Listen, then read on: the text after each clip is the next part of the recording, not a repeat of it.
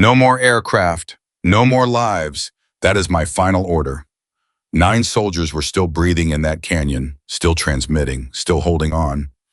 And with 11 words spoken without hesitation, without so much as a tremor, General Carter had just chosen to let them die. He didn't look at the radio, didn't look at the room. He turned his back like those 9 voices were already gone, already history, already someone else's paperwork to process in the morning. The command center went absolutely silent because everyone understood what had just happened. 9 Americans were going to die tonight, and the one man powerful enough to stop it had just decided they weren't worth the risk. Every person in that room accepted it, every person except one. Subscribe now, drop your city in the comments, and don't leave before this story's finished. I'll the very end and drop your city in the comments. I want to see how far this story travels. The clock on the wall of the Colorado Springs Joint Operations Command Center read 11:58 in the evening when the radio crackled to life. Nobody was expecting it. The command center had been operating in a kind of numb, exhausted silence for the past 4 hours. Coffee had gone cold. Half-eaten sandwiches sat forgotten on the edges of desks. The analysts and communications officers had been staring at screens that showed nothing but bad news, and they had run out of things to say about it. Then the static broke, and a voice came through. It was barely human at first, rough and cracked like someone dragging air up from the bottom of a very deep well. There was wind in the background. There was gunfire. There were sounds that nobody in that room wanted to identify too carefully. Then the words became clear. If anyone is listening, please don't let us die here.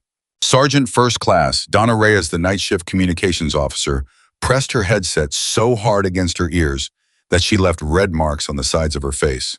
Her fingers flew across her console. Confirmed transmission. Black Ridge Canyon sector. Signal strength is weak, but it's real. She looked up at the room. Her voice was completely flat. It's Raven Team. For one full second, nobody moved. Then everyone moved at once. Papers scattered. Chairs scraped. 2 officers knocked into each other, crossing the room toward the main communications console. Someone knocked over a coffee mug, and nobody stopped to clean it up. Because Raven Team was not supposed to be transmitting. Raven Team was not supposed to be anything anymore. Captain Ethan Walker had led his 9-person unit into Black Ridge Canyon at 1700 hours as part of what was supposed to be a straightforward extraction mission. Get and pull out a downed intelligence asset, get out before the enemy repositioned. They had done variations of this mission 17 times before. Walker was good, his team was good. The intelligence was solid, except it was not solid. The asset location had been compromised. What Raven Team found when they descended into the canyon was not a frightened civilian waiting to be saved. What they found was an enemy force that had been waiting for them, positioned perfectly along the canyon walls. Weapons already trained on the approach corridor that Walker's team had no choice but to use. The first helicopter went down in under 4 minutes. The second lasted another 90 seconds before it was hit. 2 soldiers were wounded in the initial engagement, critically. The kind of wounded that does not wait patiently for rescue. The kind that sets a countdown clock running the moment it happens. Walker had managed to pull his team into a defensive position deep in the canyon, a narrow rock overhang that gave them cover from above, but absolutely nothing from the north or east. They had been holding that position for 4 hours in the dark, with enemy forces pressing steadily closer from 2 directions. 3 separate rescue attempts had been launched and turned back. 2 of them had taken fire so heavy that the pilots broke off before they even got eyes on Walker's position. The third had made it halfway into the canyon before the aircraft was damaged and had to withdraw or risk going down inside the kill zone. After the third attempt, General William Carter had walked to the center of the room, clasped his hands behind his back, and said 9 words that Captain Olivia Bennett would spend the rest of her life trying to forget. There will be no further rescue attempts tonight. The room had gone so quiet you could hear the ventilation system running. Olivia had been standing 3 feet to Carter's left. She was 34 years old, dark-haired, with the kind of posture that people in the military developed after years of being told to look like they belonged in rooms they were not sure they belonged in. She had not made a sound. She had not moved. She had simply stared at the side of General Carter's face and felt something cold and hard settle into the center of her chest. "Sir," she said, Carter had not looked at her. The decision is made, Captain. With respect, sir, those are still alive soldiers. With respect, Captain, I am aware of that.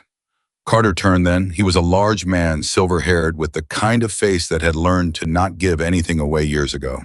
He looked at her evenly. I am also aware that we have already lost one aircraft and taken damage on two others.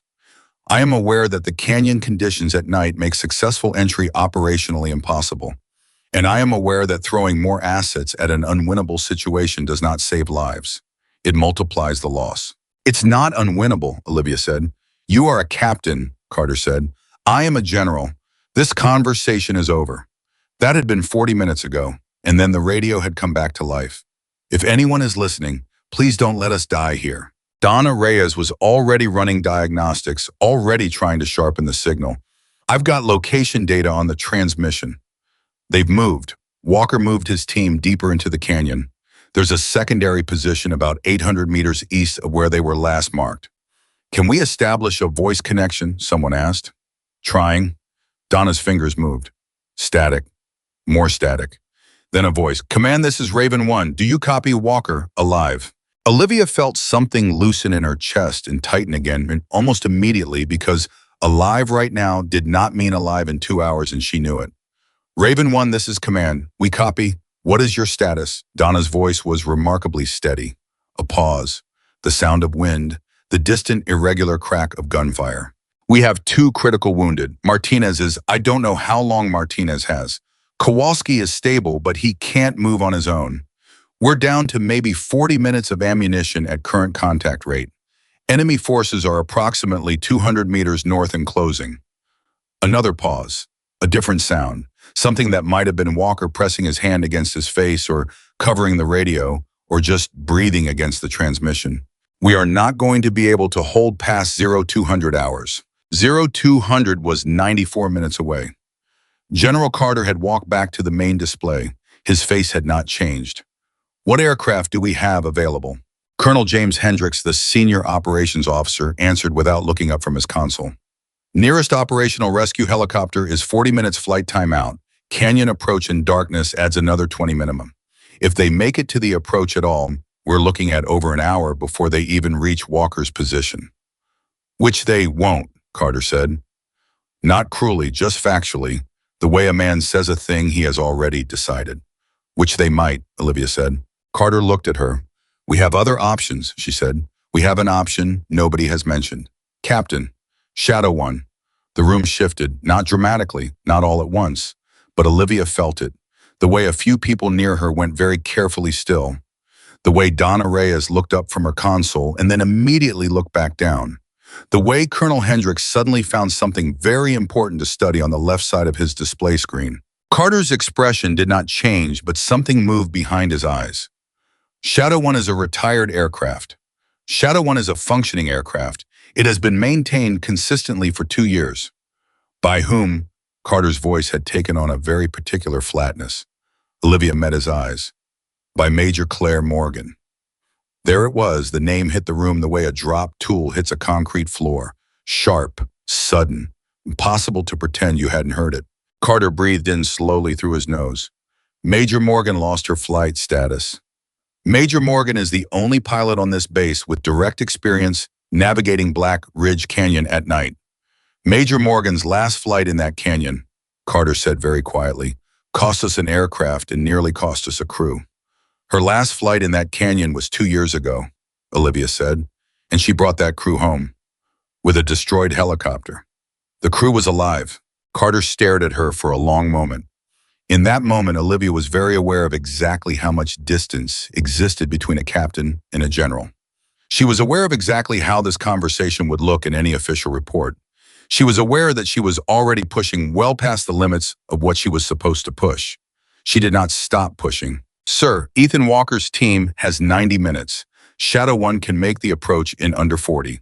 If Major Morgan can get into that canyon, if she can just create a window, the extraction team can follow her path in. She doesn't even have to be the one who gets them out. She just has to open the door.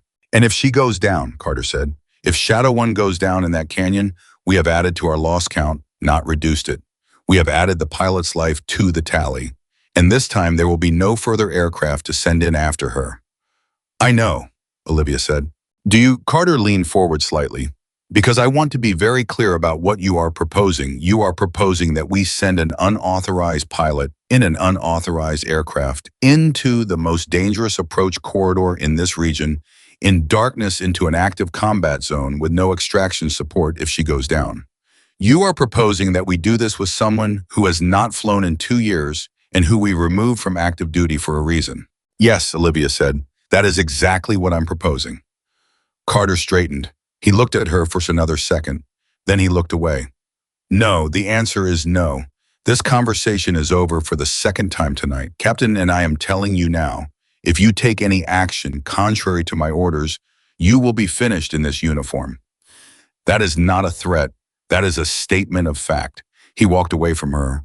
Olivia stood perfectly still and listened to the radio, where Ethan Walker's transmission was still being held on the open channel. She listened to the wind. She listened to the gunfire. She listened to a man's breathing from inside a canyon where he was waiting to die. Then she picked up her jacket from the back of her chair. Nobody in the room said anything. She walked to the door. Donna Reyes, without looking up from her console, said very quietly, Hangar 7, west side of the field. Olivia paused. Thank you, Sergeant. I didn't say anything, Donna said. Her fingers kept moving. I haven't said anything all night. Olivia walked out into the cold Colorado night. The base was large and mostly dark at midnight.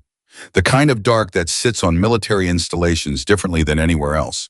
A purposeful dark full of quiet machinery and distant engines, and the sense that things are always happening just past the edge of your vision.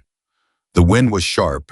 It smelled like jet fuel and coal stone. She walked fast, not running, because running on a military base at midnight attracts attention in ways that walking does not. She kept her head level and her pace steady, and she crossed 300 meters of open tarmac before she reached the older section of the field where the maintenance hangar sat. Hangar 7 had its side door propped open with a wrench. Inside, the lights were on the low industrial kind that made everything look slightly yellow and older than it was. There were tools laid out on benches. There was the smell of hydraulic fluid and old metal and something that might have been coffee from many hours ago. And there, standing on a rolling platform beside the tail rotor assembly of a helicopter that should not still exist, was Major Claire Morgan. She was 37, brown-haired, medium height, with the kind of hands that mechanics develop, not elegant, but very precise. She was wearing work clothes, not a uniform. She had a wrench in her right hand and a rag in her left, and she had looked up the moment the side door opened, the way people who spend a lot of time alone develop a sensitivity to any change in their environment. She looked at Olivia. Olivia looked at her. I figured someone would come eventually, Claire said. Her voice was unhurried, neutral in the way that things go neutral when they have been through too much to be easily surprised anymore. I've been monitoring the emergency channel. Then you know, Olivia said. I know Walker's team is in the canyon. Claire looked back at the tail rotor, continued what she was doing. I know 3 extraction attempts have failed. I know Carter shut it down. She paused. I know you're here without authorization. Yes. Which means Carter said no and you came anyway. Yes. Claire set the wrench down on the platform with a small metallic click. She looked at Olivia again. Something in her face was very still. The way still water is still, not because nothing is moving, but because everything that was going to move has already decided where it is going. How long does Walker have? 87 minutes. Maybe less. Martinez is critical. Claire nodded one. She climbed down from the platform. She wiped her hands on the rag, not in the way of someone cleaning up before they leave, but in the way of someone who has decided what the next thing is and is simply completing the current one properly. She walked to the cockpit side of Shadow 1 and looked at the helicopter the way you look at something, completely not admiring it, not studying it, just checking in. I've been maintaining every system, she said. Avionics engine, rotor systems, hydraulics. I replaced the tail rotor bearing 6 weeks ago. The fuel cells are at capacity because I topped them off yesterday. A pause. I do that every week. I don't know why I do that. I just do. Claire, Olivia started. Carter will court-martial both of us, Claire said.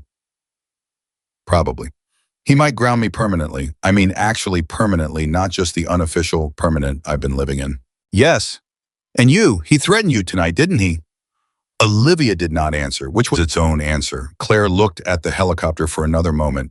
Then she said, "Tell me exactly where they are." Olivia pulled out the position data she had written down from Donna's console. She read the coordinates. She described the secondary position Walker had moved to the terrain features, the known enemy positions from the last good aerial reconnaissance before the third extraction attempt had to abort. Claire listened with the focused, completely quiet attention of someone running calculations that are not mathematics. Calculations that involve wind and stone and darkness in the weight of a machine in mountain air. "There's a secondary approach corridor," Claire said when Olivia finished. "On the east wall, it's not in the standard navigation database because nobody's ever used it operationally. The clearance margins are too tight for a standard extraction bird. But Shadow 1 is older, smaller profile than the current rescue models." She paused. "I found it 2 years ago. I found it the night the mission went wrong. I found it at the last possible moment, and it's the reason Martinez was on that mission too, wasn't he?" "Hey, was." Claire was quiet for a moment. "Is he going to make it?" "Not if nobody reaches him in the next hour and a half." "Okay." Claire opened the cockpit door. She did not move like someone who had not flown in 2 years. She moved like someone who had been flying every day inside her own head, who had never really stopped, who had simply been waiting for the moment when the machine would move again instead of just the mind. She settled into the pilot's seat. Her hands moved to the pre-flight sequence. "I'm going to need you in the left seat," she said. "You're rated on rotary wing." "I am." "Then get in." "Claire." Olivia's voice caught slightly, just slightly. "You understand what this is?" Claire looked at her. For the first time since Olivia had walked in, something moved in her expression that was not neutrality. It was not fear exactly. It was not excitement. It was something older and more specific than either of those things, the particular emotion of someone who has been waiting in a very long darkness for a door to open and has just heard the handle turn. "Yeah," Claire said. "I understand exactly what this is." She turned back to the pre-flight sequence. "Get in the aircraft, Captain." Olivia got in the aircraft.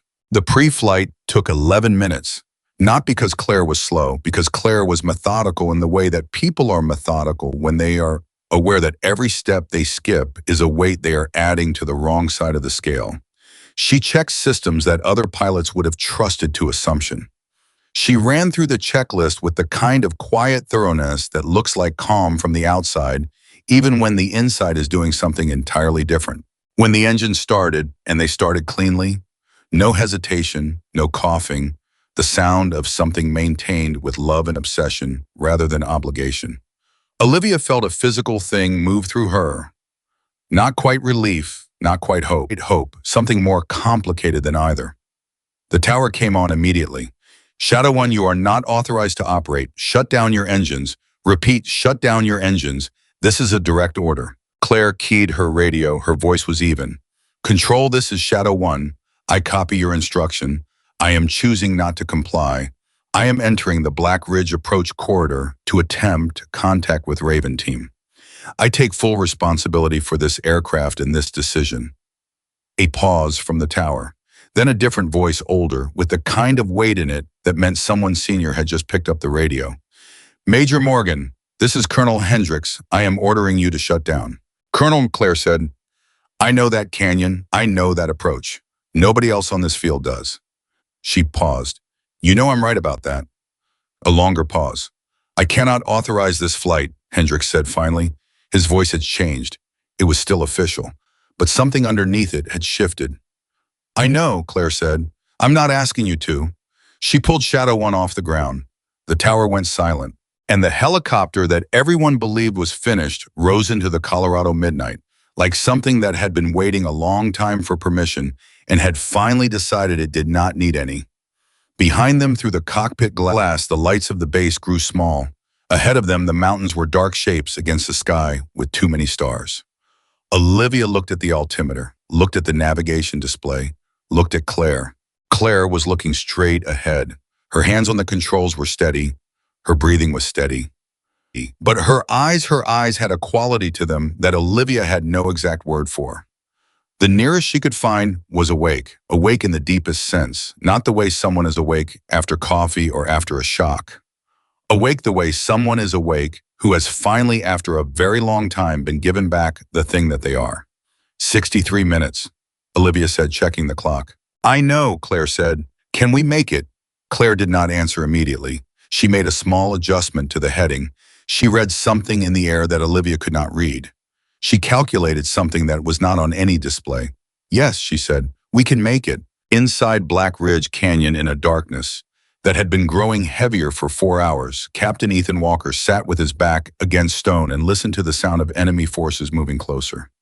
Beside him, Sergeant Ana Martinez breathed with the shallow, careful rhythm of someone working very hard to keep breathing at all. Kowalski was 3 feet to his left, awake and watchful, despite the wound in his leg that had stiffened over the last hour into something that made every small movement something to be managed. Walker had his radio in his hand. He had not transmitted again after the initial call. He did not want to waste battery. He did not want to make himself believe again that someone was coming. He looked at his remaining soldiers, Rivera Thompson Park, Delgado Santos, and he saw in their faces what he felt in his own. The thing that happens when you have been afraid for a long time, and the fear has burned through all its fuel, and what is left on the other side of it is a very clear, very quiet, very terrible kind of calm. They had done everything right. They had held the position. They had rationed ammunition with a precision that would have impressed him under any other circumstances. They had kept their wounded alive, and it was probably not going to be enough. Walker pressed his head back against the rock and closed his eyes for exactly 3 seconds. 3 seconds was all he allowed himself. Then he opened them again. Talk to me, Rivera, he said quietly. Rivera, who was watching the north approach, answered without turning. Still 200 out, moving slow, careful. They know we're not going anywhere. They're waiting for us to run out, Park said. Smart, Walker said. Incredibly annoying, Thompson said. Somehow impossibly that got a small sound from Kowalski that might have been a laugh. Walker looked at his watch. 58 minutes until 0200. He looked at his ammunition count. He looked at Martinez. He looked at the dark shape of the canyon walls above him. He allowed himself one thought that he would not say aloud. Please. Then his radio, the radio he had not expected to speak again, came alive. Not with command, with a voice he had never expected to hear. Raven 1, this is Shadow 1. I have your coordinates. I am 22 minutes out. Hold your position. Walker stared at the radio. He knew that voice. His thumb moved over the transmit button, then stopped. He keyed it anyway. Shadow 1, confirm your pilot. A beat. This is Major Claire Morgan. Hold on, Captain. I'm coming in. Walker lowered the radio very slowly. He looked at Rivera. Rivera had turned around, was looking at him with an expression that no amount of training could have made professional in that moment. Morgan, Rivera said. Morgan and Walker confirmed. Kowalski made the sound again. This time it was definitely a laugh, a real one. And Sergeant Ana Martinez, who had been very quiet for a very long time, opened her eyes. 22 minutes. That was all the time that existed in the world right now. Not the past, not the court-martial waiting on the other side of this night, not the 2 years of silence and hanger grease, and the specific kind of loneliness that comes from being inside a building full of aircraft you are no longer allowed to fly. None of that existed. There was only the canyon ahead, the clock running, and the 9 people at the end of it. Claire kept Shadow 1 low and fast, threading through the mountain approach with the lights off. Not because regulations said to regulations had stopped applying to this flight the moment the wheels left the ground, but because light in a combat zone is a target, and she was not here to become a target. She was here to open a door. Olivia had the navigation display and was calling out terrain features every 30 seconds. She was good at it, calm, efficient. She had slipped into the role of co-pilot with the ease of someone who understood that there was a time for questions and a time for doing the job. And this was emphatically the second kind of time. Ridgeline coming up on the left in 40 seconds, Olivia said. You want to go over or stay low? Stay low, Claire said. Going over puts us against the sky. I want the canyon wall at our back as long as possible. Roger, a pause. Enemy positions from the last reconnaissance were along the north rim. That was 40 minutes ago. They could have repositioned. They have repositioned, Claire said. Walker said they were closing from the north and east, which means the east rim is no longer clean, which changes the approach corridor. How does it change it? We're going to come in lower than I originally planned. Claire adjusted the heading by 4 degrees. About 20 feet lower. The east wall is going to be close, very close. Olivia was quiet for exactly 1 second. How close? Close enough that you might want to stop looking out your window. Olivia looked out her window. Then she looked straight ahead. Okay, noted. The radio crackled. The bass frequency, Carter's voice, and this time it was not through a relay or a kernel intermediary. This time it was direct, and it was quiet in the particular way that very angry men go quiet when they have decided that shouting is beneath them. Major Morgan, this is General Carter. I am telling you for the last time to turn that aircraft around and return to base. Claire did not key her radio immediately. She made 3 adjustments to the flight path. She checked a reading on the altimeter. She looked at the clock. Then she keyed it. General Carter, I copy your order. Her voice was steady, completely steady. I also want you to know that Shadow 1 is fully operational. The approach corridor is viable, and I am 18 minutes from Walker's position. I am not turning around. A pause. The kind of pause that means someone is deciding something. Morgan, Carter said, and now his voice had something in it that was not anger. Something harder to define. If you go down in that canyon, there is no one coming after you. Do you understand that there is no extraction for you? You will be on your own. I understand. You understand that I cannot send another aircraft. General. Claire cut him off, not rudely, but completely. I know what you can and cannot do. I have known for 2 years what you can and cannot do. I'm not asking you for anything. She paused. Just keep Walker's channel open. I needed to be able to talk to him on approach. Another pause, longer this time. Carter did not respond, but he did not tell the communications team to close the channel. And in the command center, Donna Reyes, who had not said anything all night, who had not done anything all night except her job, opened the Walker channel and left it open. Olivia watched the mountains filling the windscreen and said very quietly, so quietly it was almost only to herself, 15 minutes. On the ground into the canyon, Ethan Walker was managing a small crisis that had nothing to do with the enemy forces 200 meters north of him. Martinez was crashing. Not slowly. Not in the gradual, manageable way that critical wounds sometimes deteriorate. Crashing hard and fast the way a system goes when it has been operating on reserves for too long and the reserves have just run out. Thompson, Walker said, voice low sharp. Talk to me. Specialist James Thompson, who before joining Raven Team had spent 2 years as a combat medic, was kneeling beside Martinez with both hands doing 3 things at once. He did not look up. She's losing pressure. The internal bleeding, I stabilized it as much as I could, but I don't have what I need here. I've got field supplies. This needs an OR. How long does she have? Thompson did not answer immediately. The pause itself was an answer. Thompson, if she gets proper care in the next 40 minutes, she has a real shot. He finally looked up. His face was precise and controlled in the way that faces get when the person wearing them is working very hard to keep their hands from knowing what their mind knows. If she doesn't, Morgan is 18 minutes out, Walker said. 18 minutes is fine, Thompson said. Getting her out of the canyon after that takes more time. Getting her into surgery takes more time after that. He went back to work. I'm just telling you the math, sir. I'm not saying it can't work. I'm saying the margin is tight. Everything tonight is tight, Walker said. Copy that. Rivera, still watching the north approach, said without turning, they're at 150 now, moving faster. Walker looked at the ammunition count, looked at the clock, looked at his people. Okay, he said, we're going to slow them down. Controlled fire only. I want every round to count. Nobody shoots at shadows, clear targets only.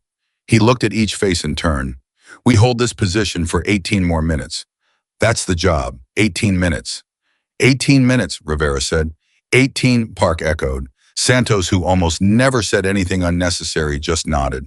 The first exchange of fire began 90 seconds later.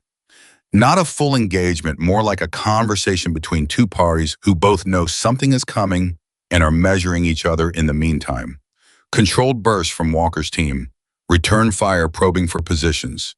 The specific, ugly rhythm of a defensive stand with limited ammunition against a patient and advancing force. Kowalski leg wound and all had his weapon up. I'm fine, he said before Walker could say anything.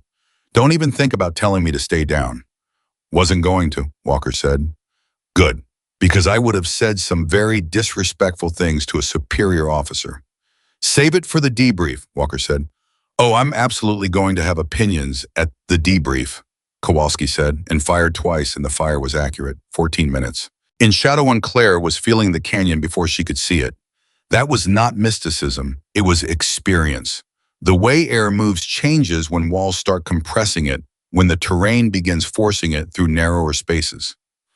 There is a feeling in the stick, a subtle quality to the turbulence that is different from open-air mountain flying. Different in ways that take years to learn to read. Different in ways that you cannot explain to someone who has not felt it themselves. She had felt it before, 2 years ago, in the same canyon, in circumstances that were different and the same. I need to ask you something, Olivia said. Ask. 2 years ago, the mission that went wrong. A pause. What actually happened? I've read the report. I want to know what actually happened. Claire was quiet long enough that Olivia thought she might not answer. Then, the approach data was wrong. Someone had entered bad terrain clearance numbers into the navigation database, not by much, by 20 feet, which sounds like a small thing. Claire adjusted the cyclic slightly. 20 feet in an open field is nothing. 20 feet when you're threading canyon walls at night is everything. She paused again. I figured it out late, not too late to get the crew out, but too late to save the aircraft. The report said pilot error. The report said what the report said. Was it pilot error? The data was wrong, Claire said. I trusted the data longer than I should have. I should have trusted what I was feeling in the aircraft sooner. She looked straight ahead. So yes and no, and it doesn't matter now. It matters to you. Everything matters to me, Claire said. That's always been my problem. 11 minutes, the command center. The room had reorganized itself in the way that rooms do around a focal point of crisis. Donna Reyes had 3 channels running simultaneously. 2 analysts were tracking Shadow 1's position on the terrain display with the kind of intense, slightly helpless focus of people watching something they cannot control but cannot stop watching. Colonel Hendricks had positioned himself at the back of the room with his arms folded, not looking at anything specific, looking at everything. General Carter was standing at the main display. He had not sat down, he had not spoken since the brief exchange with Claire on the radio. What he was doing, though he would not have used this word for, it would have rejected the word entirely, was waiting. He had made his decision. He had issued his orders. He was not second-guessing. He was not changing his mind. I was watching the screen that showed Shadow 1's position moving steadily toward the canyon, and he was keeping his face completely neutral, and he was waiting. Captain Rodriguez, a young intelligence officer who had been in the command center for 6 hours and had mostly been invisible, said something that he perhaps should not have said in a voice that was perhaps louder than he intended. She's actually going to make it to the approach corridor. The room did not respond, but it shifted. The quality of the attention in the room shifted. Carter said nothing. Donna Reyes quietly transferred Shadow 1's audio feed to the main speakers. She did not ask permission. Nobody told her to stop. 9 minutes out. Claire called it herself on the open channel. Walker responded immediately. Copy Shadow 1, 9 minutes. Enemy contact has increased in the last 3 minutes. We're using ammunition faster than projected. How much do you have left? A pause. Enough for 9 minutes if we're careful. Be careful, Claire said. Working on it. A burst of static, which was gunfire. Shadow 1, I need to know your approach vector. I need to know which direction you are coming from so I can keep our heads down when you get close. East corridor, low and fast. You're going to hear me before you see me, and then I'm going to be very suddenly right there, so nobody point anything at the east wall. Copy that. East wall is clear. A pause. Morgan. Still here, Walker. Why are you... He stopped. Started again. You didn't have to do this. I know, Claire said. Carter's going to destroy you for this. Walker. Her voice was still steady. I was already destroyed. I've been standing in a hangar for 2 years. So let's make it worth something. Keep your people down and keep them fighting for 9 more minutes. Silence on the line except for the distant crack of fire. Then Walker said, Roger that. We'll be here. 7 minutes. The east corridor. Claire had not been lying when she told Olivia about the margins. The east approach to Walker's position was not something she had found in any database or any mission briefing. She had found it the same way she found most things that mattered by accident and necessity in the dark, when everything else had already gone wrong. It was a gap in the canyon's east face, natural, about 60 feet wide at its narrowest point, which sounded adequate until you put a helicopter inside it and felt the walls on both sides and realized that 60 feet of clearance is not 60 feet of comfort. It is 60 feet of absolute precision requirement, the kind that punishes the smallest deviation immediately and without appeal. She had made it through once, in a different aircraft, in slightly better conditions. She could make it through again. "Olivia," she said. "Yeah. When we go in, I need you to stop talking for about 4 minutes." Olivia looked at the terrain display, looked at what was coming. 4 minutes of silence. Absolutely. Yes. Done. Not because I don't value your commentary. I understand completely. 4 minutes of silence, starting whenever you say. "Starting now," Claire said. Olivia went silent, and Claire Morgan flew into the dark. The next 4 minutes were the most concentrated experience of existing that Claire had known in 2 years. Every cell of awareness she had pointed at the aircraft, at the air, at the walls that were close enough that the rotor wash was bouncing back at her, at the altimeter, at the clock, at the feel of the controls under her hands. She was not thinking in words. She was thinking in adjustments. 3 degrees right, down 4 feet. Watch the updraft off the left wall, feel it before it hits. Counter before it registers, 20 feet. There were moments where the clearance on the right side of the aircraft was 20 feet. She did not think about that. She thought about the next adjustment. The radio was open. She could hear Walker's frequency. She could hear the sound of the firefight. It was getting louder, which meant she was getting closer, which meant she was on the right line. There is a kind of fear that is not paralyzing. That is what Claire had felt when Olivia walked into the hangar, and it was what she felt now. Not fear that stops movement, but fear that sharpens it. Fear that takes everything irrelevant and removes it from the picture until what remains is only the task and the skill in the next 3 seconds. She had missed this, not the danger. She had not missed danger. She had missed the clarity. 3 minutes in, a burst of fire from below. Enemy not Raven team from the north wall, and the rounds went wide but close enough that the sound registered as wrong, and her body responded before her mind could have controlled corrective movement that kept them online and out of the direct exposure corridor. Olivia said nothing. Olivia had said she would say nothing. Olivia kept her word. 4 minutes. Claire came through the last narrowing of the corridor, and the walls opened up, and she was in the interior of Walker's position sector. And she was there. She was actually there, and the radio in her ear was suddenly alive. "Shadow 1, I have visual on Shadow 1, Rivera's voice. She could hear the disbelief in it. "I have eyes on Shadow 1. Sir, she's here. Walker, I see her, I see her." A pause that lasted less than 1 second, but contained about 17 things. Then Shadow 1, "Welcome to Black Ridge." "You crazy woman." Claire permitted herself half a breath. "Raven 1, I am going to make one pass over your north perimeter. I want to see where they are." "Shadow 1, that is a hot zone." "I know what it is. Keep your heads down." She made the pass. And what she saw told her what she needed to know. The enemy positions were concentrated, moving fast, less than 100 meters now from Walker's perimeter. There were more of them than the reconnaissance had suggested. They had used the 4 hours since the last aerial observation to move and reposition with skill and care. This was not a force that was going to wait for another 18 minutes. This was a force that was ready to move in the next 5. "Walker," she said, coming back around. "Yeah, I see it too. They're going to push in about 5 minutes, maybe less. Your ammunition is not enough to hold them." "I am aware of that, Shadow 1. Which means I can't just create a path and let the extraction team follow. There isn't time." She was running the calculation, running it fast. "I need to create a deterrent. I need to make them stop moving long enough for extraction to reach you." "Shadow 1, what exactly are you proposing?" "I'm proposing that I make myself very loud and very present and very unpredictable directly between your position and theirs. I'm proposing that a helicopter appearing out of nowhere in the middle of their approach is going to give them something to think about besides you." A pause, then Walker said something that sounded like a quiet oath. "That's insane," he said. "Yes," Claire agreed. "You're one helicopter with no weapon systems." "I know. They will shoot at you." "They will shoot at me," she agreed. "They will also have to stop advancing while they figure out what I'm doing and where I'm going, and whether I represent a larger force coming in behind me. People don't run toward uncertainty. They stop and they assess. That's 3 to 5 minutes of them not moving toward you. 3 to 5 minutes is not enough time for extraction to reach us. It is if extraction is already moving, she said. Olivia.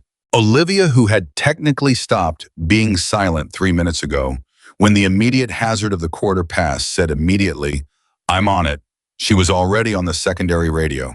"Command, this is Captain Bennett aboard Shadow 1. Shadow 1 is on station. Walker's position is confirmed. We are creating an opening. Extraction needs to move now. Right now. I need aircraft in the air in the next 60 seconds. In the command center, Donna Reyes was already looking at Carter. Carter was looking at the screen. The screen showed Shadow 1, a single small moving point of light positioned between the enemy forces and Raven Team's location. The screen showed in the adjacent data panel the updated position estimates for the advancing force. The screen showed the timer that someone had put up without being asked, counting down from the estimated time of enemy contact with Walker's perimeter. 4 minutes, 31 seconds. Carter looked at the screen for 2 full seconds. 2 full seconds is a very long time when a clock is running. Then he said, "Get Rescue 1 and Rescue 2 in the air, now." Hendricks turned, visibly surprised, recovered immediately. "Sir, that's an order, Colonel." "Yes, sir." Hendricks was already moving. "Rescue 1, Rescue 2, immediate launch. Follow Shadow 1's approach corridor, east face entry. Go." Donna Reyes quietly lowered her head and kept doing her job, but her shoulders, which had been very tight for a very long time, moved slightly, just slightly. Outside on the flight line, 2 rescue helicopters that had been standing by in frustrated, grounded readiness began to spin up. In Shadow 1, Claire heard it happen. She heard the scramble order, she heard the launch confirmation, and she turned her aircraft directly toward the advancing enemy line. "Claire," Olivia said, the first time she had used the name without the rank all night. "They are going to shoot at us." "Yep. We have no weapons." "Nope. We have no armor." Shadow 1 is a rescue helicopter, not a gunship. That is factually correct.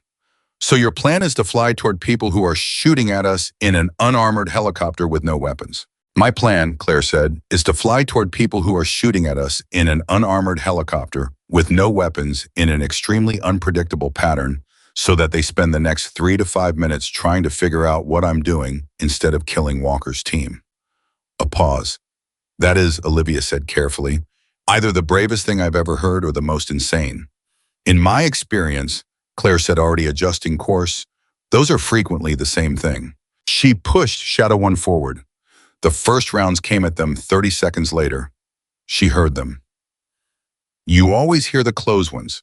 There is a specific sound that is different from fire, a crack that is too sharp and too nearby, and every part of the animal brain that has survived however many 100,000 years of human evolution reacts to it the same way, with the same immediate primitive scream to go the other direction. Claire went a different direction, not away.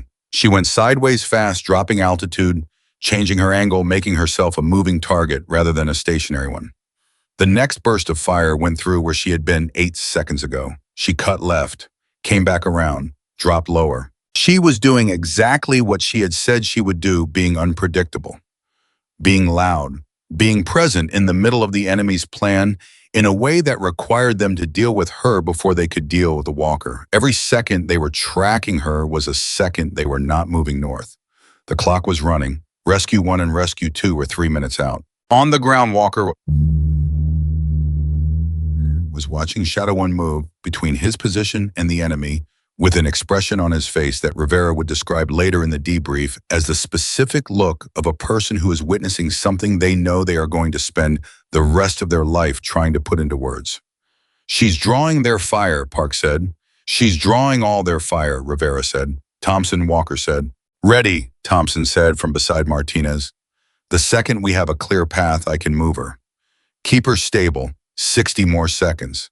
A burst of fire distant, going in the wrong direction. Wrong direction, meaning away from Raven Team towards Shadow 1. "They're fully committed to her," Santos said. "Yeah," Walker said. There was something in his voice that all of them heard and none of them commented on, because there was nothing to say about it that they did not all already know. Claire Morgan was the reason they were still having this conversation. Claire Morgan in a helicopter. Nobody thought could fly, was in the middle of a shooting situation with no weapons and no protection. And she was staying there, staying present, making herself the target instead of them. 40 seconds. Rescue 1 called in.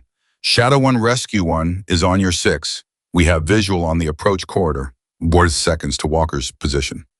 Walker heard it on his radio and stood up. That's us, he said. Move, everybody move. They moved. Thompson and Delgado had Martinez between them, moving fast and careful. The specific practice coordination of people who have trained for exactly this. Kowalski was up on one leg and one arm, with Rivera moving faster than his wound should have allowed and not saying anything about it. Santos and Park were running perimeter. Walker was last. He got to the landing zone just as Rescue 1 came in. Just as the second wave of fire opened. Up this time, refocused, this time aimed at the movement they had spotted. And then Shadow 1 was there again, between the fire and Walker's team, moving, banking, unpredictable, making the incoming fire go wide, making the shooters track her instead of the people loading onto Rescue 1. Walker was the last person on the aircraft. He looked back. Shadow 1 was still there, still moving, still in the middle of it. Shadow 1, he said, into his radio hand on the door frame of Rescue 1. Raven team is clear. We are clear. You need to get out. Copy Raven 1, Claire's voice. Still even, still steady. Though underneath the steadiness, Walker heard something. Something that was either the sound of a person who has been holding something very tight for a very long time, or the sound of a person who has just in this exact moment become something they had been trying to become for 2 years. Maybe both. Probably both. Get your people home, Captain. You first, Walker said. Walker, I am not leaving until you leave. That is not negotiable. A pause, then Roger that. He heard Shadow 1's engine pitch change. He heard the aircraft turn. Going home? Walker pulled himself into Rescue 1 and the door closed. Below them, Shadow 1 was already moving for the quarter. Above them, the clock read 01:53. 7 minutes before Walker's team had told themselves it would all be over, and every one of them was still alive. 01:54. Shadow 1 cleared the east corridor at 112 miles per hour, which was faster than the aircraft's recommended approach speed, and exactly as fast as Claire could push it without the airframe starting to make the particular kind of complaints that meant something was about to stop working. Olivia had both hands on the instrument panel, not because she was flying, Claire was flying, but because there was a specific human instinct to hold on to something when the world outside the windows is moving that fast in the dark. The canyon fell away behind them. The open mountain air replaced the compression of the walls, and Claire felt the aircraft breathe differently, the way lungs feel different after a room with too many people in it empties out. She reduced power slightly. Not much. They were not safe yet. Safe was a word that applied to a different night than this one, but they were out, and out was the first requirement. Shadow 1 is clear of the corridor, Olivia said on the radio, her voice carrying something she was working to keep out of it and mostly succeeding. Repeat, Shadow 1 is clear. Donna Reyes came back immediately from the command center. Copy, Shadow 1. Rescue 1 and Rescue 2 confirm status. Rescue 1, Raven team aboard. 9 personnel, 2 critical, 7 ambulatory, returning to base. Rescue 2. Rescue 2 is clean, no additional personnel, returning to base. Donna's voice did not change, but there was a half-second pause before she said, copy all aircraft, welcome home. And in that half-second was everything that had been held and compressed and not expressed for the last 2 hours. In Shadow 1, Olivia lowered her hand from the instrument panel and looked at Claire. Claire was flying, just flying, eyes forward, hands on the controls, breathing in the specific rhythm of someone who has been running on pure concentrated function for a sustained period and is now slowly becoming a person again instead of a pilot. You okay? Olivia asked. I'm fine. You were just shot at for about 4 minutes in an unarmored aircraft. I'm aware of that. And you're fine. I'm fine, Claire said. Then after a moment, my hands are shaking. Olivia looked. They were. Not badly, not in a way that affected the flight, but they were shaking the way hands shake when adrenaline that has been focused into precision work suddenly has nowhere left to go. That's normal, Olivia said. I know it's normal. I've had shaking hands before. A pause. I haven't had them in 2 years. I forgot what it felt like. They flew for a moment in silence. Claire, Olivia's voice was different, quieter. Martinez, Thompson said the window was 40 minutes from when we talked to him. How long ago was that? Claire looked at the clock, did the math that she did not want to do. 31 minutes. 9 minutes. 9 minutes, Claire confirmed. If Rescue 1 maintains current speed, it's going to be close. Yes. Neither of them said the obvious thing, which was that close was not the same as there. And 9 minutes was not a margin that left room for anything to go wrong, and things were very good at going wrong on nights like this one.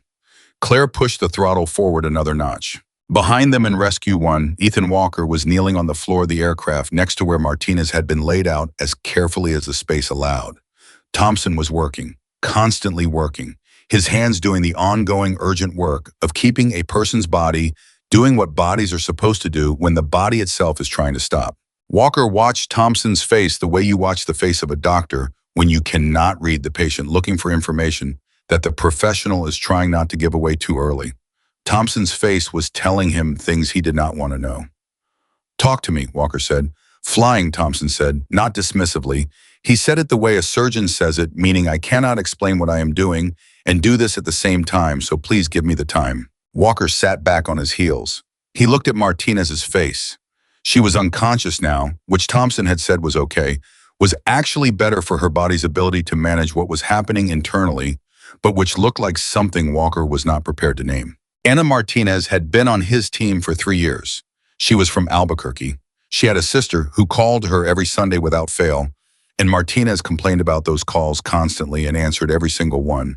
She had a thing about bad coffee. She would drink bad coffee rather than no coffee, but she would tell you exactly how bad it was while drinking it in significant detail as a form of protest. She had pulled Walker out of a bad situation in Kandahar 18 months ago without making a thing out of it, just seen the problem and solved it the way she solved most things. She was 31 years old. Thompson, her Walker said, still flying, sir. I need a real answer. Thompson looked up. Just for a second. His eyes were completely clear, completely present, and completely honest. She needs the next 9 minutes to go perfectly. Walker nodded. He picked up his radio. Command, this is Raven 1. We have a critical medical situation aboard. I need a full trauma team on the ground the moment we land. Full team, ready to receive. Donna Reyes, copy Raven 1. Trauma team is already staged. Base medical has been on standby for 40 minutes. For the first time since the Canyon Walker let himself feel something other than the operational functions of command. And it moved through him quickly. He did not have time for it to stay, but it moved through him. A kind of stunned, exhausted gratitude for the people in that command center who had kept things ready even when the general had said not to expect anyone to need them. Copy that, he said. Thank you. Back in the command center, the room was doing the thing that rooms do when catastrophe has been averted, but is not yet fully resolved, the specific suspended state of people who have been holding their breath for a long time and are not quite sure yet if it is safe to let it out. Monitors were still active, channels were still open. Nobody had sat down, nobody had moved to the coffee machine or the hallway. General Carter had not moved from the main display. He was watching the position indicators for all 3 aircraft. 3 moving points on the screen, all heading toward him, all still in motion, none of them yet home. Captain Rodriguez, who had said the wrong thing at the wrong moment earlier and had spent the subsequent time being very carefully quiet, was watching Carter's face. Not because he was brave enough to say anything, because he could not stop. Carter had made the wrong call. Everyone in the room knew it, Carter knew it, and Carter was standing there in the full knowledge of it, in the middle of the room, in plain sight of everyone who had watched him make it. Not hiding, not constructing a narrative, just standing there with the decision he had made and the outcome it had nearly produced laid out in front of him on a screen. That took something, Rodriguez thought. He was not sure what to call it exactly. He was not sure it was the same thing as courage, because the courage had been somewhere else tonight. But it was something. Hendricks moved to stand beside Carter. He did not say anything. He just stood there, 2 senior officers looking at a screen together. After a moment, Carter said very quietly, ETA. Rescue 1 is 6 minutes out, Hendricks said. Shadow 1 is 8. Carter nodded once. He kept looking at the screen. 6 minutes. In Rescue 1, Thompson said, Walker. Walker looked up. Her pressure is dropping again. Thompson's voice had changed. The professional steadiness was still there, but something had been added to it. Something that was not panic. Thompson did not do panic, but was its close neighbor. Whatever I do here is a bridge, not a solution. She needs surgery. She needs it in the next. He stopped, recalculated. She needed it 5 minutes ago. We're 6 minutes out, Walker said. I heard. You can keep her for 6 minutes. I can keep her for 6 minutes, Thompson said. The way someone says a thing they are willing to say but cannot promise. Walker pressed the radio again. Command Raven 1, I need you to push that trauma team to the edge of the pad. At the absolute edge. The moment we're down, I need them moving. Seconds count. Copy Raven 1, trauma team is at the pad. They are ready. Tell them to be readier. A pause. Then Donna Reyes said with something that was almost a human warmth pushing through the radio protocol. They heard you, Captain. They're ready. 5 minutes, Shadow 1. Claire had heard the exchange on the Rescue 1 channel. She had heard Thompson's voice. She had heard Walker's. She had done the same math everyone else was doing and come to the same place. The difference was that she was behind Rescue 1 by 2 minutes, and there was nothing she could do about that. She was already pushing Shadow 1 as hard as it would go. She had been pushing it as hard as it would go since they cleared the corridor. The aircraft was giving her everything it had, which was everything she had spent 2 years making sure it could give. She was also aware of something else, something she had been aware of since they cleared the canyon and had been keeping in a separate part of her mind, not ignoring it, just filing it for the appropriate moment. The left engine temperature was running 3 degrees high. It was not critical. Not yet. 3 degrees was within operational variance on an aircraft of Shadow 1's age and history. It was the kind of thing you noted and monitored and were careful about. It was also the kind of thing that on a night that had already demanded more from this aircraft than it had been asked to do in 2 years, you did not dismiss. She checked the gauge again. 3 degrees, stable, not climbing. She did not tell Olivia. There was nothing Olivia could do about it, and Olivia was already managing enough. 4 minutes. Olivia, Claire said, yeah. When we land, and I need you to be clear on this before we're on the ground when we land, whatever Carter does, whatever the MPs do, whatever happens in the first 10 minutes, I need you to let me handle it. Olivia turned to look at her. What do you mean? I mean Carter gave a direct order, and we both violated it. There are going to be consequences, and I need those consequences to land on me, not on you. Claire, that's not... You have a career, Claire said. A real one. Active duty, full status. A record that says you are good at this job. I have... She paused. I have a retired helicopter and a wrench. What Carter can take from me is different from what he can take from you. You saved 9 people tonight. That does not automatically translate into how military law works, and you know that. Olivia was quiet for a moment. Then, I came with you, my choice, my responsibility. I know, and I'm asking you to let me take the front of it. Claire's voice was not pleading. It was not asking for permission. It had the quality of someone who has made a decision and is informing the other person as a courtesy. Will you do that? Olivia looked at her for a long time. Then she looked forward. We'll talk about it when we're on the ground, she said. That's not a yes. No, Olivia agreed. It's not. 3 minutes. Rescue 1 came in over the base perimeter at 0211. The landing pad was lit, and the trauma team was exactly where Walker had asked them to be, at the absolute edge of it, equipment ready. A gurney position with the efficiency of people who had been told seconds count and had taken that instruction seriously. The helicopter touched down, the door opened. Thompson and Walker came out with Martinez between them, and the trauma team met them before they had taken 3 steps. There was a brief, intense exchange of information. Thompson talking fast, the lead trauma physician, listening fast, hands already moving, and then Martinez was on the gurney and moving, and the trauma team was running, and Walker was standing on the pad watching them go. Rivera came up beside him. They stood there together on the empty pad. She's going to make it, Rivera said. He said it the way you say something you need to be true enough that saying it makes it more likely. Yeah, Walker said. He said it the same way. Kowalski, who had been helped off the aircraft by Santos and was currently refusing to be put on a stretcher with the specific stubbornness of someone who has decided that a leg wound is not a good enough reason to be carried, looked over at Walker. Morgan's not down yet. I know, Walker said. She's 2 minutes out. About that. Then I'm waiting, Kowalski said and sat down on the edge of the pad leg, extended in a way that communicated clearly that nobody should try to move him. Nobody tried to move him. 2 minutes. In the command center, someone had quietly started a pot of coffee. It was a small thing, a deeply ordinary thing, but the smell of it moving through the room was doing something. People were still at their stations. The channels were still open, but the specific quality of the tension had changed. It was no longer the tension of a crisis at its worst point. It was the tension of aftermath, beginning of people who have been running on emergency fuel, starting to feel the other side of it. Carter had moved. Not far. He had walked to the left side of the room to a window that looked out over the flight line. He was standing there with his hands behind his back. Hendricks watched him for a moment, then walked over. Rescue 1 is down, Hendricks said. Walker's team is accounted for. Medical has Martinez. What's her prognosis? Carter asked without turning. Too early for the doctors to say, but they have her. Carter nodded. He kept looking at the window. Shadow 1 is 90 seconds out, Hendricks added. Another nod. Sir. Hendricks kept his voice level, professional, completely neutral.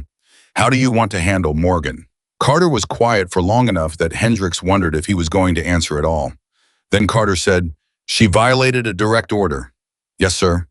She took an unauthorized aircraft on an unauthorized mission into an active combat zone. Yes, sir. She also brought Walker's team home. Hendricks said nothing, because there was nothing to add to that. Carter turned from the window. His face was the face it had been all night, controlled, unreadable. But something behind it had shifted in the way that things shift when a person has confronted something about themselves and is not yet sure what to do with it. Get me the morning, he said. I'll make the decision in the morning.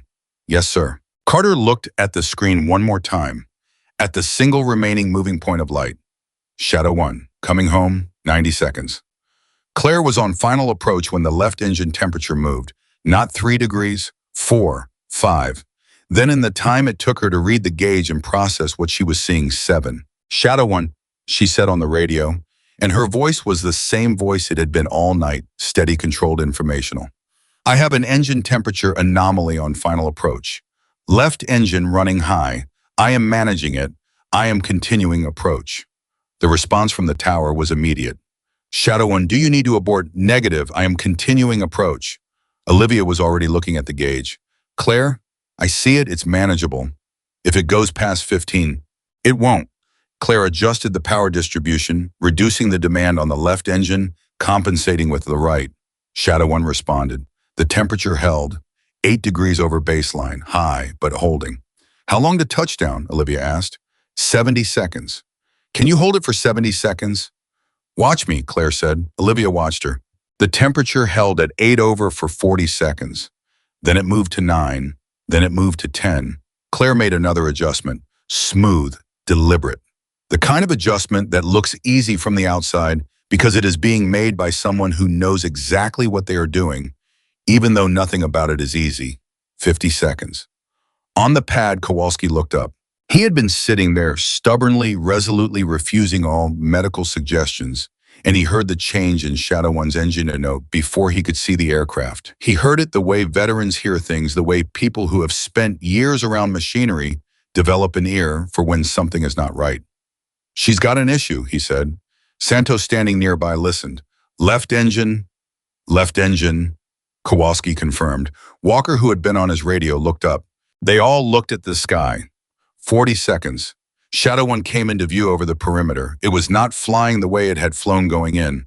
The approach was slightly nose-high, Claire managing the power differential between the two engines, compensating for the left engine's compromise output with an adjustment and attitude that kept them stable, but required very precise management to prevent either the nose from dropping or the power from cascading into a worse imbalance.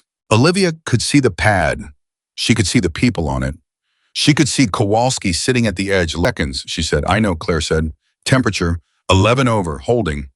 Holding, Olivia repeated. Holding, 20 seconds. The pad was right there. The lights were bright and clear, and the geometry of the approach was clean. Claire had landed in worse conditions. She had landed in the dark and in the rain, and in the kind of mountain crosswinds that make descent feel like an argument with physics.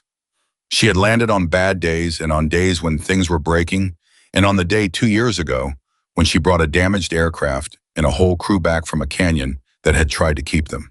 She could land this. She could land this. 10 seconds. The left engine temperature hit 14 over. Claire. I have it, Claire said. Her voice had not changed. Her hands had not changed. Everything that was happening inside her, which was considerable, which was the accumulated everything of this night, in the 2 years before, it was somewhere completely separate from her hands and her eyes in the next 10 seconds of her life. 5 seconds. The wheels touched. Gently, precisely, exactly where they were supposed to touch. Shadow 1 settled onto the pad with the careful, controlled arrival of an aircraft being flown by someone who knew it completely and had trusted it completely and had been in every sense that mattered right to do so. The engine spun down. For a moment, nobody moved. Then Olivia pressed her hand flat against the instrument panel just for a second and took a breath that was not quite steady. Then she straightened. Then she opened her door. Claire did not open her door immediately. She sat in the left seat of an aircraft she had maintained for 2 years in a hangar where nobody was watching and nobody cared, and she looked at the controls under her hands, and she took one breath and then another, and she let the shaking in her hands do what it was going to do. It lasted about 15 seconds. Then she opened her door. The cold Colorado air hit her face immediately. The lights of the base were very bright after the dark of the canyon. She climbed down from the aircraft and her boots hit the tarmac, and she stood there for a moment, just stood there and let the ground be solid under her. She heard footsteps. She turned. Walker was there. He looked terrible. He looked the way soldiers look when they have been in a bad position for too long, dirty, hollow-eyed, moving with the careful deliberation of someone whose body has been running on willpower for several hours and is now settling accounts. There was a cut above his left eyebrow that had been cleaned but not properly dressed. His uniform was not in a condition worth describing. He stopped in front of her. He looked at her. Claire looked back at him. Neither of them said anything for a moment. Then Walker said, "You came." "I came," she said. "You didn't have to." "I know. Carter ordered you not to." "I'm aware of that." "You came anyway." "Walker," she said with a slight edge of something that in different circumstances might have been humor. "We have been over this on the radio." "I know," he said. He stopped. His jaw moved. He was not a man who had an easy time with certain kinds of expression. She could see him working through it the way you work through something when you have been in a situation where the vocabulary for it does not come naturally. "I know what it cost you to come back there. I know what that canyon is for you. And I know what it probably cost you to come back here." He looked at her steadily. "So I wanted to say it where there was no radio in between us. Thank you." Claire met his eyes, held them. "How's Martinez?" she asked. "In surgery. Thompson says she has a real shot if the surgeons are as good as they look." "They'll be good enough." "Yeah," Walker nodded. "I think so too." Kowalski's voice from behind Walker with an edge of pain that he was doing an excellent job of not acknowledging Morgan. Claire looked past Walker. Kowalski was there. Santos was there. Rivera and Park and Thompson and Delgado, standing in a loose half circle behind their captain, looking at her. Not at attention, not formally, just there, present, in the way that people are present when they want you to know that they see you. She looked at each of them. "I'm glad you made it," she said. Rivera laughed. It came out slightly wrecked around the edges, the way laughter does when it is very close to something else. "We're glad you made it too, Major." "It was a good run," she said. "Insane run," Park said. "Good insane run," she amended. Thompson said quietly, "Martinez is going to want to thank you herself when she's out." "Tell her not to," Claire said. "Tell her to just have the terrible coffee she's going to complain about and call her sister on Sunday and not make a thing of it." Thompson looked at her. "You know her." "I flew her in once, long time ago." A pause. "Long time ago." Behind Claire a sound, boots on tarmac, more than one set. Everyone looked. 2 MPs, and behind them Colonel Hendricks. Hendricks looked at Claire. His expression was completely official and completely readable at the same time in the way of someone who has 2 things happening simultaneously and is not pretending otherwise. "Major Morgan," he said, "the general would like to see you." Claire turned to look at him. "Now, ma'am." "Yes, ma'am." "Okay." She looked back at Walker, at his team, at Olivia, who was standing to her right and had been standing there since they climbed down and was not going anywhere. "I'll go," Olivia said. "With you." Olivia, not a negotiation, Olivia said calmly. Claire looked at her for a moment. She did not say thank you. She did not need to. Some things operate below the threshold of language, and both of them knew it.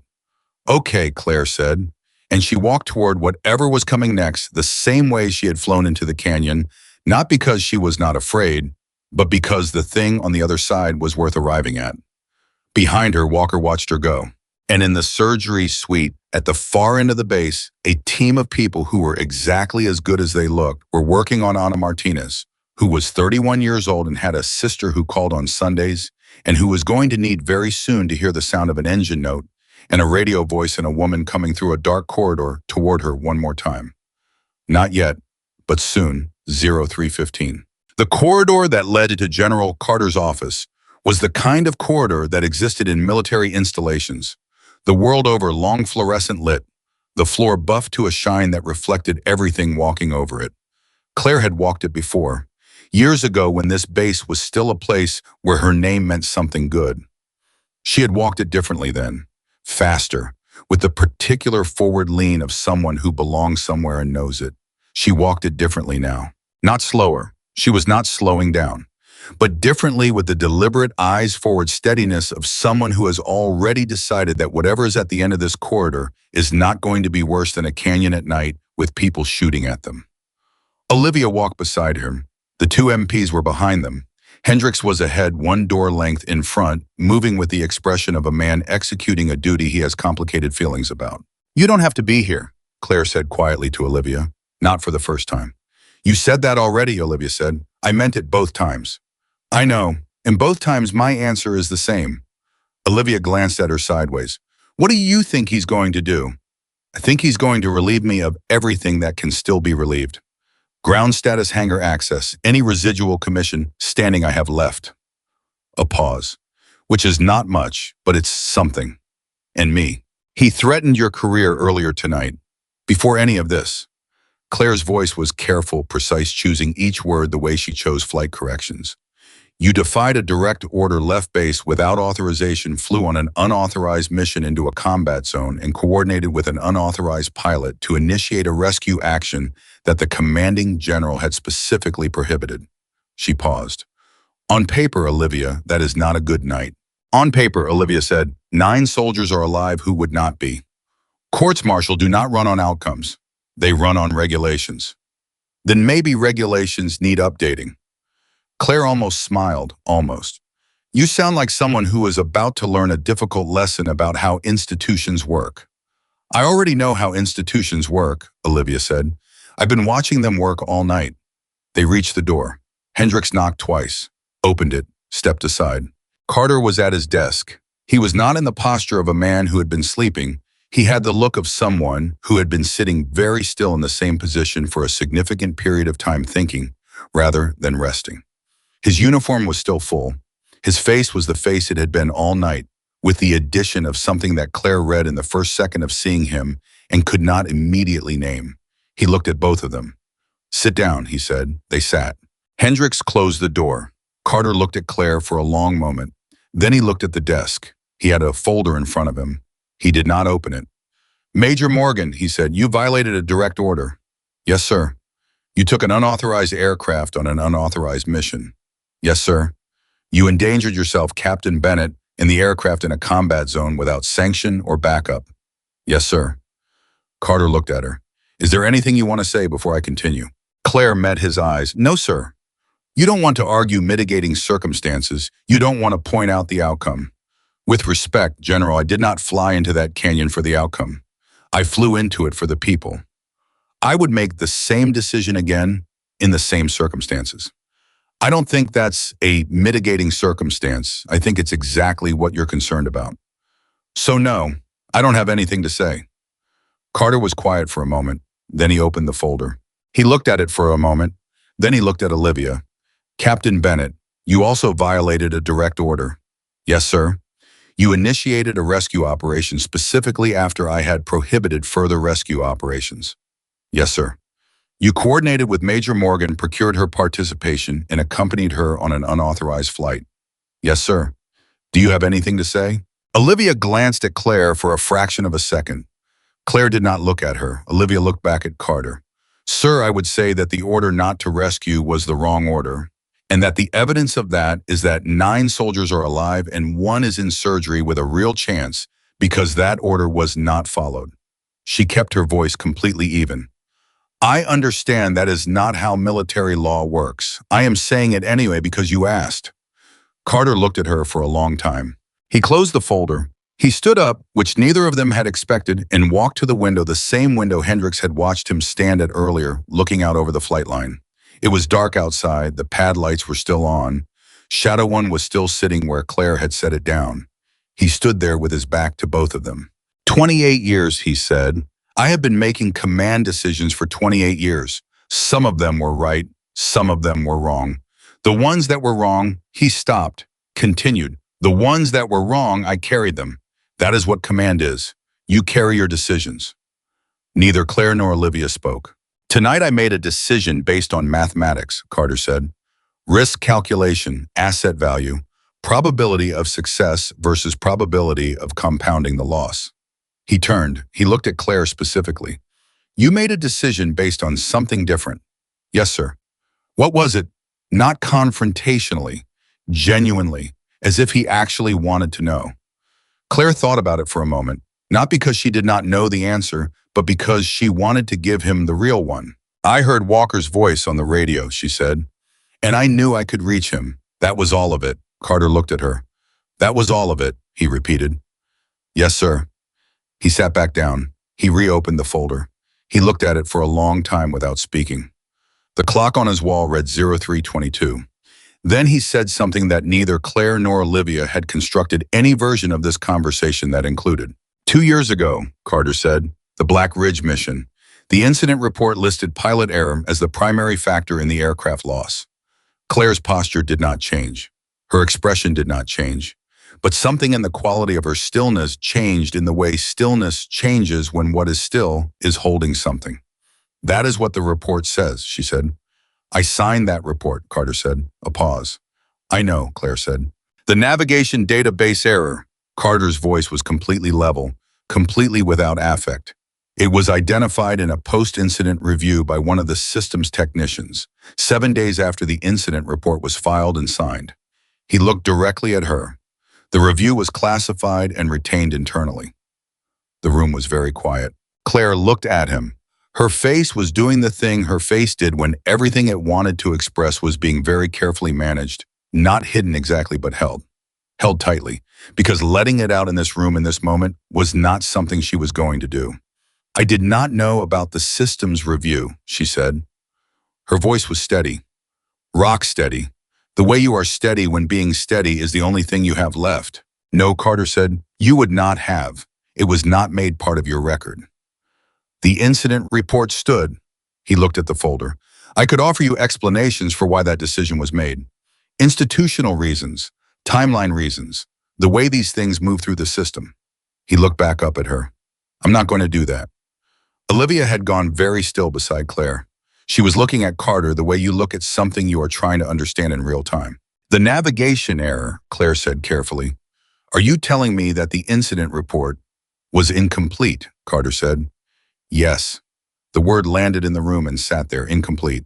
2 years of hangar grease in silence, and the specific grief of someone who has been told that their worst professional moment was their fault, their failure, their error. 2 years of carrying that, of not flying, of maintaining an aircraft in a building where nobody came, and the word that it rested on was incomplete.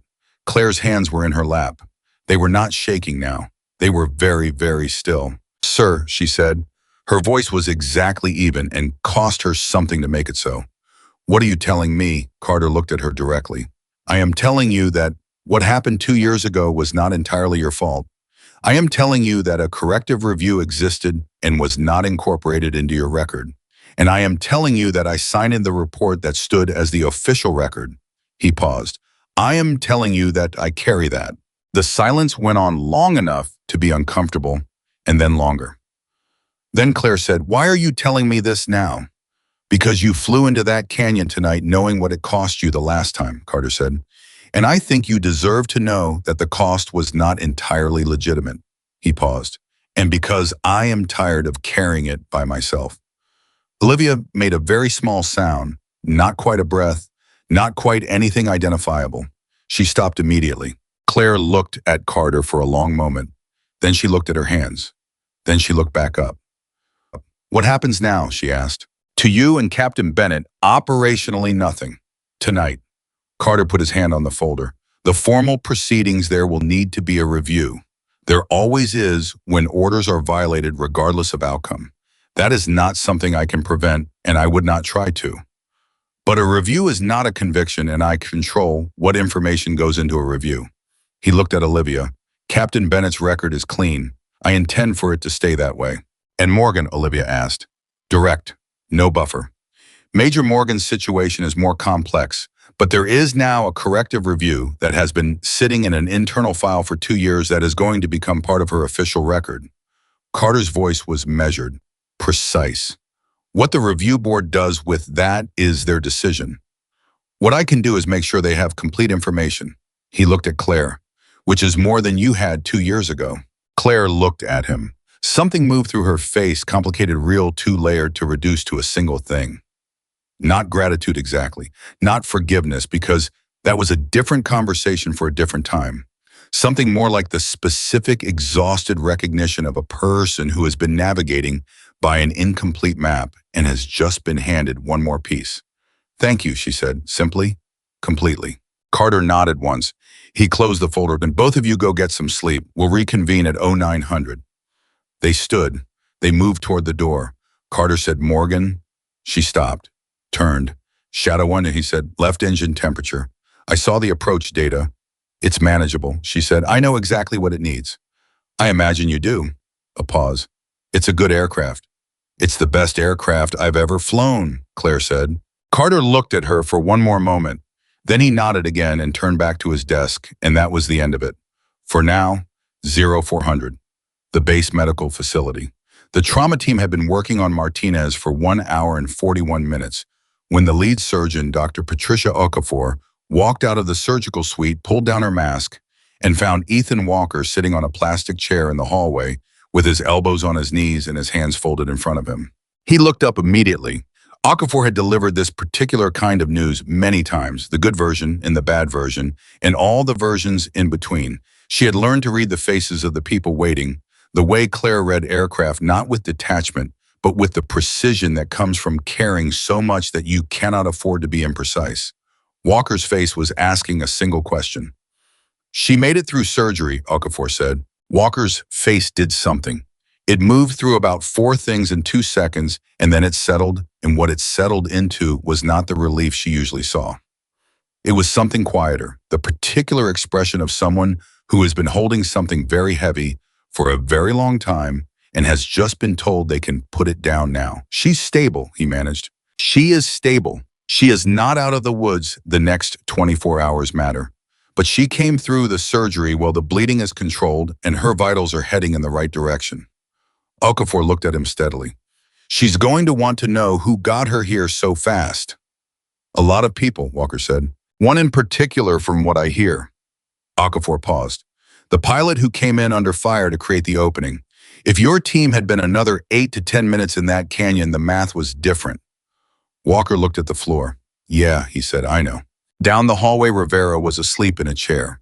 Santos was awake, sitting against the wall with his head tipped back, staring at the ceiling.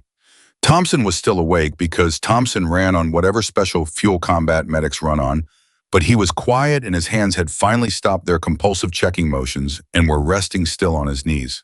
Kowalski had been taken to a separate bay for his leg, which required more attention than he had admitted, and which he had been characteristically uncooperative about, and was presumably arguing with the nurses about something. Park and Delgado were somewhere. Walker had told them to sleep, and they had gone, and he trusted they were doing what they were told. He sat in the hallway for a few more minutes after Okafor left, not because he needed to, just because his body needed the chair. Then he picked up his radio and keyed a channel. "Morgan, are you up?" A pause. Then Claire's voice, slightly rougher than it had been an hour ago in the way voices get when the adrenaline is fully gone. "I'm up. I don't sleep quickly. Martinez made it through surgery." Silence, the kind that is not empty. Okafor says the next 24 hours matter, but she's stable and heading the right direction. Good, Claire said. The word was simple and completely full. I wanted you to know. Thank you, Walker. A pause, then Walker said, what did Carter do? Told us to come back at 0900. That's it. He also, she stopped, started again. He told me some things. About 2 years ago, about what actually happened and what was in the record and what wasn't. Walker was quiet. What kind of things? The kind that take a while to sit with. She paused again. The kind that change the shape of things. Walker understood what she meant. He had been in enough rooms where information landed that way, where you thought you knew the shape of a thing, and then someone showed you a different side of it, and the shape was never exactly the same again. Are you okay? He asked. I don't know yet, she said honestly. Ask me in about a week. I'll do that, Walker said. I'll genuinely do that. I know you will. A pause.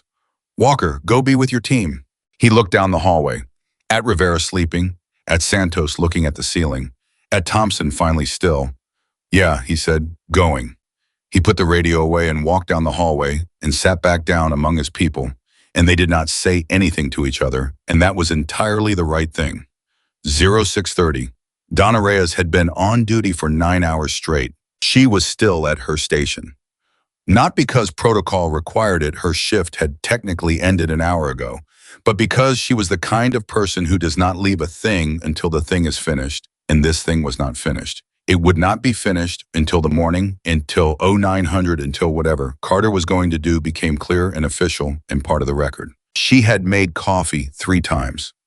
She had watched everyone else in the command center cycle through the specific stages of post-crisis exhaustion, the adrenaline drop, the quiet, the thing that comes after the quiet, where you start to feel everything you are not feeling during. She had watched Captain Rodriguez fall asleep at his station and wake up embarrassed about it, and then fall asleep again. She had been watching Carter's office door.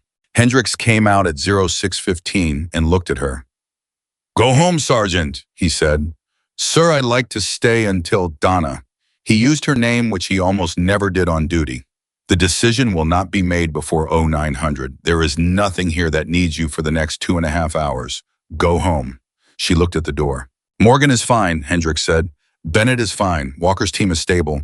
Martinez made it through surgery. Everything that could go right tonight went right. He paused, including the things that happened without our permission. Donna looked at him. Thank you, she said, for the channel. Hendricks said nothing. He looked at the main display, which was now showing normal overnight data. No crisis indicators, no emergency channels. Just the ordinary information of a base operating on the quiet side of a night. I didn't do anything all night, he said with the specific delivery of someone saying something for the record. No, sir, Donna agreed. Neither did I. She logged off her station. She picked up her jacket. She walked out into the Colorado morning, where the sun was beginning to push against the edge of the mountains, and the air had the particular quality of air, after a cold night clean and sharp and slightly unreal. She stood outside the command center door for a moment, just breathing it. In the hangar across the field, Shadow One was sitting where Claire had left it. The left engine would need work, real work, not the field management Claire had done on approach. It would need parts and time, and the particular attention of someone who knew every system and wire and replaced bearing and had kept faith with the aircraft for 2 years in a building where nobody came. It would be fine. 0900, Carter's conference room. This was different from the office. The office was intimate, 2 people and a desk and a closed door. The conference room was institutional. A long table chairs, the specific formality of a space designed for decisions that become part of the record. Claire and Olivia sat on one side of the table. Carter sat at the head. Hendricks was there. A JAG officer, military legal, that Claire had not met before. A personnel officer. 2 other people whose functions she assessed quickly and filed. Carter opened without preamble. This meeting is to address the events of last night and establish the formal record. He looked at the JAG officer. Major Tsai. Major Linda Tsai had the face of someone who had read everything twice before coming into the room and intended to say exactly what was required and nothing else. Sir, having reviewed the incident as described in the relevant regulations, the primary violation is clear. Both officers acted against a direct order. The question before this review is how that violation is characterized and what consequence, if any, is appropriate given the totality of circumstances. Carter nodded. The totality of circumstances includes 9 recovered personnel, one of whom is in serious but stable condition post-surgery, all of whom would by operational estimate have been lost had the unauthorized mission not been conducted. Yes, sir, Sai said. The outcome is a significant mitigating factor. The outcome is the entire point, Carter said. Not angrily, but with a flatness that ended that line of inquiry. It is not a mitigating factor. It is the reason we have this conversation at all, rather than a different and much worse conversation. Sai did not respond to that. Carter looked at Claire. Major Morgan, I'm going to ask you one formal question for the record, and I need your honest answer. Yes, sir. Last night when you lifted Shadow One off the ground against explicit orders, did you believe you were the only person who could successfully navigate that approach? Claire did not hesitate. Yes, sir, I believe that, and I believe it now. And were you right? 3 extraction attempts failed before mine, she said. I don't know how to answer that without sounding... Answer it factually, Carter said. Then yes, she said. I was right. Carter looked at the personnel officer. I want the corrective technical review from the Black Ridge incident 2 years ago formally incorporated into Major Morgan's service record. The original incident report is not to be vacated, it stands as filed, but the supplementary review goes in alongside it. He paused. Full review, nothing redacted. The personnel officer wrote something. Yes, sir. Claire looked at Carter. He did not look back at her. He was looking at his folder. Additionally, he said, I am recommending that Major Morgan's flight status restriction be reviewed by the appropriate board with the complete record, including the supplementary technical review, as the basis for that review. Olivia's hand, which was on the table beside Claire's, moved, just slightly, not touching, but adjacent. Claire heard what Carter said. She heard it the way you hear something when it lands in a place that has been empty for a long time, carefully, with the specific wariness of someone who has been disappointed by this exact kind of moment before and is not yet prepared to believe it. Sir, she said carefully, what does that mean in practical terms? It means, Carter said, that your case goes before a flight status review board with the full picture. It means they make the decision, not me. It means I am not reinstating your flight status. I do not have that authority unilaterally. But I am clearing the path. He looked at her. What they decide, they decide. I cannot promise you an outcome. I'm not asking for a promise, Claire said. Good. Carter turned to Olivia. Captain Bennett, your record remains clean. There will be a notation of the unauthorized departure in the operations log, which I cannot remove and would not. But the notation will reflect the circumstances and the outcome, and it will go no further than the log. He met her eyes. You are a good officer. What you did last night, how you saw the situation, and what you chose to do, that is the kind of judgment this institution needs. I would rather find a way to use it than to spend it on a court-martial. Olivia looked at him steadily. Thank you, sir. Don't thank me. Make better choices about the chain of command in the future. But keep making that kind of judgment call underneath them. A pause. Both of those things. Yes, sir, Olivia said, and meant both things simultaneously. Carter looked at both of them. Then he looked at Major Sai. Are we satisfied that the record reflects accurately what occurred and what the appropriate institutional response is? Sai said, pending the flight status review board for Major Morgan. Yes, sir. Good. Carter closed the folder. He stood. Everyone else began to stand. Then he said, without particular ceremony, without the weight of announcement, Morgan. She was already standing. She looked at him. Shadow One. He said it the way he'd said it the night before in his office. Carefully. It needs the left engine looked at. I know what it needs, she said. I imagine you have the parts. I ordered them 6 months ago, she said. They're in the hangar. Carter made a sound that was not quite a word. It was the sound a person makes when something confirms what they already suspected, and the confirmation does not entirely surprise them and perhaps moves them slightly more than they expected it to. Carry on, he said. And for the second time in 12 hours, she walked out of a room knowing that the thing waiting on the other side of it was unknown and unresolved and might not go the way she needed it to go. But this time she was not walking out alone. Olivia fell into step beside her. They walked down the corridor. Flight status review board, Olivia said quietly. Yes. That could take months. Yes. And it might not go your way. I know. But it might. Claire was quiet for a moment. They walked. 2 years ago, she said, I would have told you what I needed was to fly again. To get back in the aircraft, get back in the sky, get back to the job. She paused. And that's still true. But last night I realized something. What? What I needed even more than flying was to know that the reason I stopped was real. She looked straight ahead, that the thing I was carrying was an actual thing and not just fear that had dressed itself up as a fact. A pause. Carter gave me that. Whatever the board does, I know now that the weight I've been carrying for 2 years was partly borrowed. I was carrying someone else's mistake along with my own. Olivia was quiet. That changes things, Claire said.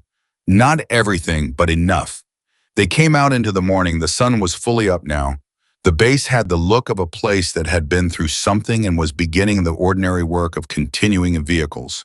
Moving people, crossing the machinery of a military installation, doing what it does regardless of what the night has held. Across the field, Shadow 1. Sitting on the pad where Claire had left it. In the morning light, it looked exactly like what it was, an older aircraft weathered, carrying the marks of 2 years of careful maintenance and 1 night of extraordinary use. Left engine temperature running high. Parts waiting in the hangar. Fixable. Everything fixable. Claire stood there for a moment in the morning air and looked at it. Then she started walking toward it. Because there was work to do. There was always work to do. And she knew exactly where everything was. 6 days after the canyon. The left engine on Shadow 1 had taken Claire 4 days to rebuild properly. Not because she was slow, because she was thorough, and thoroughness on an engine that had been pushed past its operational limits in a combat approach corridor at night required the kind of patience that cannot be faked or hurried. She had ordered the parts 6 months ago. She had said that to Carter, matter-of-factly. As if it were nothing but the truth, was she had ordered those parts the way people keep certain things ready without admitting to themselves why. The way someone keeps a good coat cleaned and pressed in the back of a closet for an occasion they tell themselves may never come. The engine was done now. She had test run it twice, checking every temperature reading, every pressure gauge, every data point that Shadow 1's instruments could give her. The left engine ran clean. The aircraft was fully operational for the first time since the night she had flown it into the worst situation either of them had ever been in. She was sitting in the cockpit on the morning of day 6, not flying, just sitting when her phone rang. It was a number she did not have saved. She almost did not answer. She answered. Major Morgan, a woman's voice, careful, slightly rough at the edges, like someone who had been using a voice that was recently very tired. Claire knew it immediately. Martinez, a pause. They told me not to call yet, the nurses. They said I should be resting and not making calls. A breath. I told them I'd made worse decisions than a phone call and survived all of them. You have a sister who calls you on Sundays, Claire said. Silence. Then Walker told you that. He mentioned it. I asked him to tell you not to make a thing of this. I know. He told me that too. Martinez's voice had something in it that was working very hard to stay level and was not entirely succeeding. I'm not making a thing of it. I'm making one phone call. That's different. How are you feeling? Like someone cut me open and fixed me and then sewed me back up, Martinez said, which is what happened. So that's accurate. A pause. I remember the canyon. I remember the last part of it going in and out. I remember Thompson's hands. Her voice quieted. And I remember hearing an engine. Through everything. This engine that just appeared. Out of nowhere. Claire did not say anything. Walker said it was you, Martinez said. Walker talks too much, Claire said. Martinez made a sound that was supposed to be a laugh and came out as something more complicated. He also told me about the report, about what Carter said, about 2 years ago. Claire went still. He shouldn't have told you that. He's my commanding officer and he thought I should know, Martinez said simply. Because I was there 2 years ago too. I was on that mission. And I filed my own witness statement that said the approach data felt wrong before we even entered the corridor. That statement went somewhere and I never heard another thing about it. Claire processed that, processed it again. Your witness statement, she said. It was 3 paragraphs. I was 28. I thought someone was going to follow up on it. A pause. Nobody followed up. Martinez, Claire said carefully, did you know about the technical review? No, I knew about my statement. I didn't know they'd done a full systems review. Her voice had an edge now. Not at Claire, but at something adjacent to all of them, at the shape of a thing that had happened and been allowed to stand incorrectly for 2 years. I should have pushed harder. I've thought about that a lot. You were 28, Claire said. You were 35 and you got the blame for it. I took the blame, Claire said. There's a difference. Is there? Claire looked at the instrument panel in front of her, at the gauges that all read normal now, at the horizon through the cockpit glass where the mountains sat against a clear sky. I think so, she said. I think I took it because it was easier than fighting something I wasn't sure I could prove. And I think she stopped. I think I also took it because some part of me believed it. Not all of it, but some. She paused. It's complicated when you're inside it. I know, Martin said quietly. I've been inside a few things that were complicated from the outside. They were quiet for a moment. Will you come back, Martinez asked, to flying? If the board, I don't know yet, Claire said. The board meets in 3 weeks. What do you think they'll decide? I try not to predict things I can't control. That's a very disciplined answer. I've had 2 years to practice being disciplined, Claire said. Martinez made the sound again, the almost laugh. Morgan, still here. I'm glad you came. The words were simple. 3 words. The kind that do not dress themselves up or reach for anything more than what they are. And they landed the way simple, true things land, without drama, without complication, directly into the specific place that had been waiting for them. Me too, Claire said. She meant it in more ways than she could say on a phone call.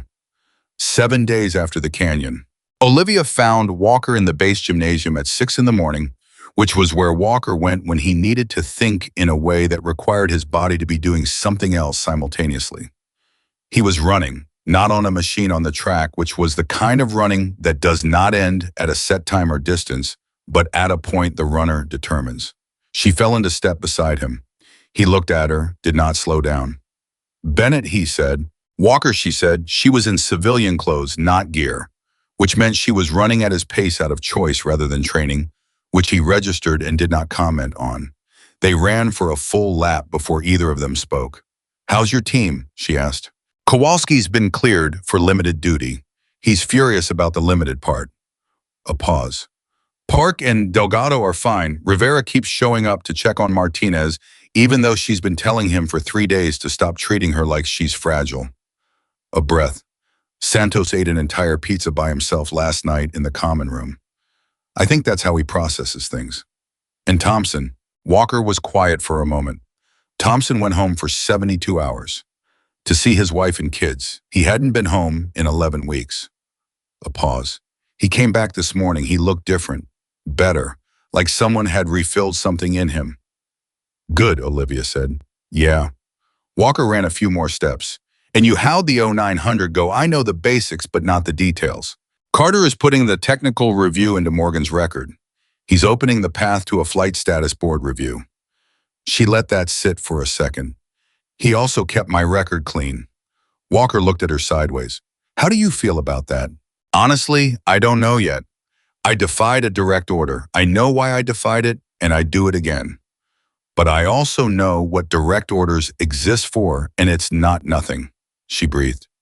I think I need to sit with the fact that being right this time doesn't mean I'll always be right, and that the system I pushed against last night is the same system that will need to function when I'm not the one who can see clearly. Walker was quiet for a few steps. That is a remarkably mature thing to say. I'm having a mature week.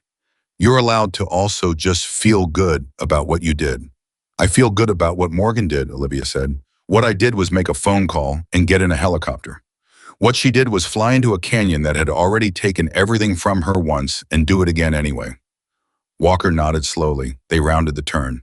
The board, he said, for her flight status. Do you know who sits on it? Not yet, 3 weeks out. I'm going to submit a statement, Walker said, from Raven Team, all of us. Olivia looked at him. All 9, he said, including Martinez if she's well enough, which she will be because she's Martinez and nobody tells her what she's not well enough to do. Carter can't guarantee the outcome, Olivia said carefully. Even with the corrected record, Even with statements, the board is independent. I know that, Walker said. I'm not submitting for the outcome. I'm submitting because she deserves to have the true account in the room. She deserves to have the people who were there say what happened and what it took. He ran for a moment. Whatever the board decides, they decide it with the full picture. That's all any of us can ask for.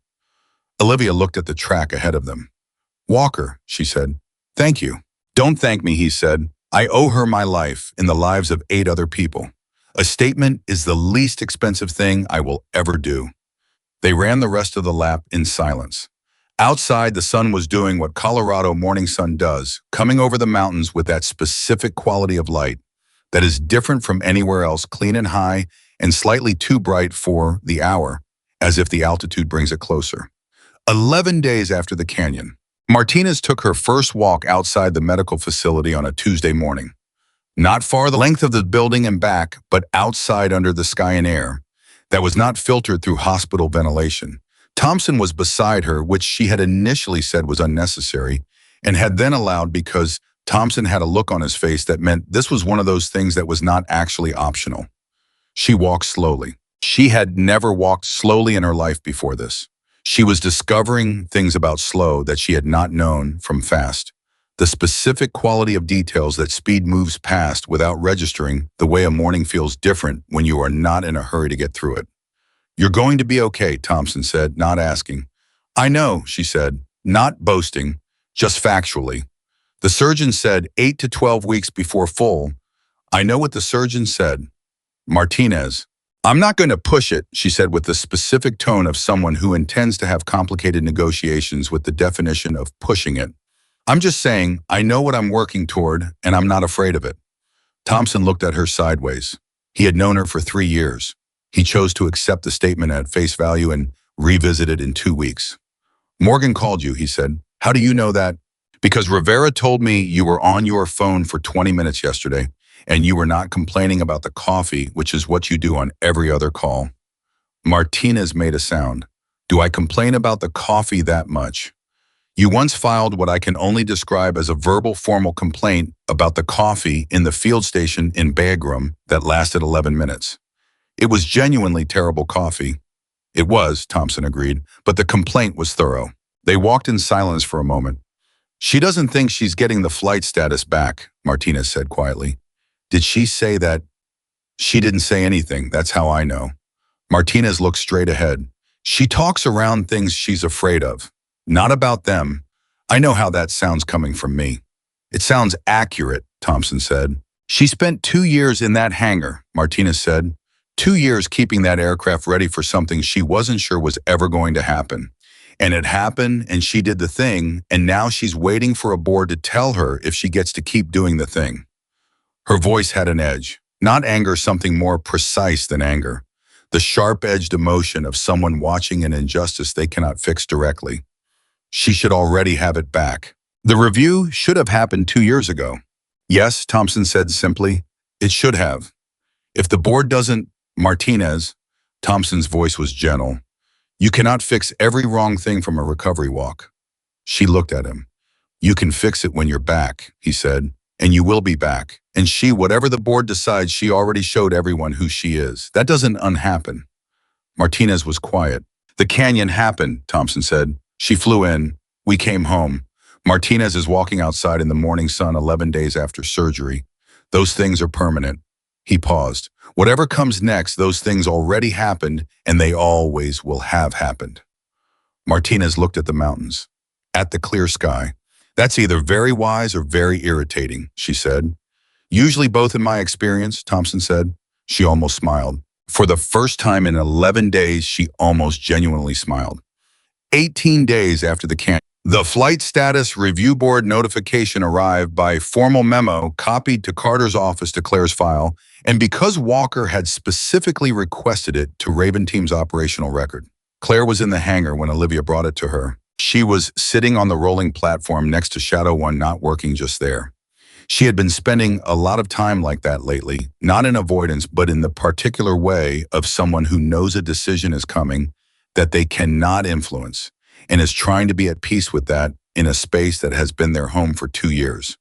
Olivia held out the envelope. Claire looked at it. did not take it immediately. "Olivia," she said. "Yeah. Whatever it says." "Whatever it says," Olivia confirmed. Claire took the envelope. She opened it. She read it.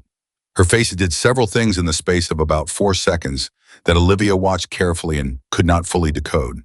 Then it settled. Then she handed Olivia the paper. Olivia read it. The review board, having considered the complete service record of Major Claire Ann Morgan, including the supplementary technical review from the Black Ridge Canyon incident, and having reviewed the submitted statements from Captain Ethan Walker, Sergeant, First Class Ana Martinez, and 7 additional members of Raven Team, and having reviewed the operational report from the unauthorized but mission-critical flight of Shadow 1 on the night in question, had reached a determination. Flight status restriction lifted. Subject to a supervised requalification flight to be scheduled within 60 days at Major Morgan's convenience. Conditional return to active flight status upon successful completion. Olivia looked from the paper. Claire was looking at Shadow 1. Supervised requalification flight, Claire said. Her voice was completely even. 60 days. That's standard, Olivia said. After a status gap that long. It's not a judgment, it's a protocol. I know. Claire, I know. She looked at Olivia, and now something was happening in her face that was not controlled, not because she had stopped controlling it, but because the thing happening was too large for control to fully contain. It moved through her the way large things move through people who are not accustomed to allowing large things to move through them with some difficulty, with some resistance, and then completely. It's not flying yet, she said. No, Olivia said. But it's the path to flying. Yes. Claire nodded slowly. She looked at the paper one more time. Then she looked back at Shadow 1. Then she looked out the open side door of the hangar at the morning sky. 60 days, she said. Less if you want, Olivia said. The memo says at your convenience. That means you set the date. Claire was quiet for a moment. Then tomorrow. Olivia blinked. Tomorrow. I've been flying that aircraft in my head for 2 years, Claire said. The requalification flight is a formality. Tomorrow. Olivia looked at her, at the steadiness of her, at the thing underneath the steadiness that was not patience anymore, but something else, something that had been patient for a very long time and had just been told it no longer needed to be. I'll make the arrangements, Olivia said, 21 days after the canyon. The requalification flight was scheduled for 0800. Walker was on the flight line at 0745. So was Rivera. So was Santos, who almost never went anywhere that wasn't directly required of him and whose presence therefore meant something specific. Thompson was there. Park and Delgado were there. Kowalski was there in his limited duty status, which currently meant he could stand somewhere as long as he didn't have to run, which was fine because he was not there to run. And Martinez was there. She was not supposed to be. Her recovery timeline put her at indoor rest and limited physical activity. She was standing on the flight line in the early morning in direct violation of what every medical professional in her orbit had suggested. Walker looked at her. She looked back at him. He did not say anything, because there was nothing to say. She was Martinez. She had called this from the beginning, and everyone who knew her had known she would be here. Donna Reyes was there too. She had come in on her day off and was standing slightly apart from the group in civilian clothes with coffee, looking like someone who had every right to be exactly where she was. Olivia was in the co-pilot seat of Shadow 1. Carter was not on the flight line, but before Claire had reached the hangar that morning, she had found an envelope on Shadow 1's instrument panel. One sheet of paper, no letterhead, no official formatting, just Carter's handwriting, which was precise and angular and looked exactly like his speaking voice. It said, "The record is corrected, fly well." Claire had folded it and put it in her chest pocket. She did her pre-flight, every step, every system, the same way she had done it for 2 years in an empty hangar with the same methodical attention, the same care, the same completeness. Some things do not change because circumstances change. Some things are who you are and you bring them with you everywhere. The engine started. Clean, both of them. The left engine, the one she had rebuilt with her own hands with parts she had ordered 6 months before she needed them, ran exactly as it should. Perfect temperature, perfect pressure, perfect. She looked at Olivia. Olivia was looking at her instruments. She looked up. met Claire's eyes. She nodded once. Claire nodded once. She picked up the radio. Control, this is Shadow One, requesting clearance for requalification flight. Pilot Major Claire Morgan, ready for departure. A pause. Just a beat. Then the voice came back. Donna Reyes, who had come in on her day off and walked to the tower without telling anyone why, and who was now at the communications console, because she was the most senior communications officer on the field, and it was in her assessment appropriate for this particular departure to be handled by someone who had been part of what made it possible. Shadow One, this is Control. Clearance granted. You are clear for departure. A pause, and then off protocol, off the script of official radio communication, with the simple directness of someone who has decided that the right thing to say is the right thing to say, regardless of format. Welcome back, Major Morgan. On the flight line, Walker heard it through Rivera's radio. He watched Shadow One lift off the ground. It came up slowly. Not because Claire was being cautious, because she was being deliberate. Because some moments deserve to be felt at the speed they happen, not rushed past on the way to what comes next. The helicopter rose. The morning light caught it at the angle that made the aircraft look like something more than metal and fuel and mechanical necessity, that made it look like exactly what it was, which was the thing that Claire Morgan had kept alive through 2 years of silence, because she had believed without being sure that this moment would come. Kowalski made a sound beside Walker. Walker looked at him. Kowalski was looking up at Shadow One, and his face was doing the thing that faces do when something has moved through them that they were not entirely prepared for. He was not saying anything. He was just watching. Martinez, standing on the other side of Walker, had both hands in her jacket pockets and her chin slightly lifted and her eyes on the aircraft moving against the Colorado sky. She's beautiful up there, Rivera said quietly. Nobody disagreed. Shadow One banked left-east toward the mountains. Claire was taking it on the requalification route, standard stuff, the kind of maneuvers a review board requires to confirm proficiency in currency. Nothing dramatic, nothing like the canyon. Just a pilot and an aircraft doing the fundamental thing they were built to do. But Walker, watching it, thought about something Claire had said on the radio the night of the canyon. Something she had said in the middle of an impossible situation with a steadiness that had stayed with him for 3 weeks. Fear is information. Courage decides what happens next. He had thought about that a lot, about how simple it sounded and how hard it was, about how many people he had known who had the information and not the courage, or the courage without the information, and how rare it was to have both working at the same time and in the right direction. Claire Morgan had both. She always had. The system had told her she didn't.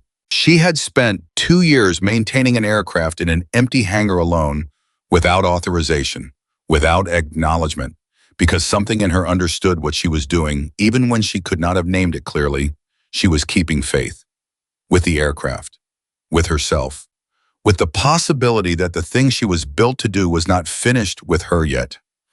And when the radio crackled at midnight 3 weeks ago, with a voice asking not to be left to die in a canyon, she had answered. Not because she was sure it would work, not because she had permission, not because the mathematics were favorable, because she was the only one who knew the corridor, because 9 people were alive and waiting, because some things do not require calculation. They require only the clarity to see what is right and the courage to move toward it, regardless of what it costs. Shadow One disappeared east over the ridgeline. Walker kept looking at the sky where it had been. 40 minutes later, it came back. It came in from the east, the same direction it had gone, moving with the ease of an aircraft being flown by someone for whom flight is not an effort, but a language. It came down the approach path cleanly, correctly, precisely. It touched down on the pad with the same gentleness as the night it had come home from the canyon. The engine spun down, the rotors slowed, the door opened, Claire climbed down. She stood on the pad. She looked at Walker's team. She looked at Martinez, who absolutely should not have been standing on a flight line 3 weeks post-surgery, and was standing there anyway with her chin lifted and her hands in her pockets and her eyes completely clear. She looked at Olivia, who had come around from the co-pilot side and was standing near the nose of the aircraft with her arms folded and her expression doing several things simultaneously that resolved into one satisfied. She looked at Donna Reyes, standing slightly apart from everyone else in civilian clothes with her coffee, who met her eyes and nodded once. She looked at Shadow One behind her, and then she looked up at the sky one more time. Whatever the next thing was, it would be different from the last 2 years. It would be louder and more complicated and would involve regulations and review boards and commanders who would sometimes be right and sometimes be wrong, and all the difficult human machinery of an institution that she was choosing again to be part of. Because the thing she had learned in 2 years of silence was not that institutions were broken, it was that they were made of people, and people were capable of both the failure that had put her in a hangar and the correction that had put her back in the sky. She had known 8 people in a canyon who kept fighting with the ammunition they had left because the alternative was unacceptable. She intended to operate on the same principle. The ghost pilot was gone. What stood on that pad in the morning light was a major in the United States Air Force, fully reinstated, standing beside the aircraft she had never stopped believing in, surrounded by the people who had not left the flight line until they watched her come home. And some things, once they happen, cannot be undone. Major Claire Morgan had come back from the shadows, and this time she was staying.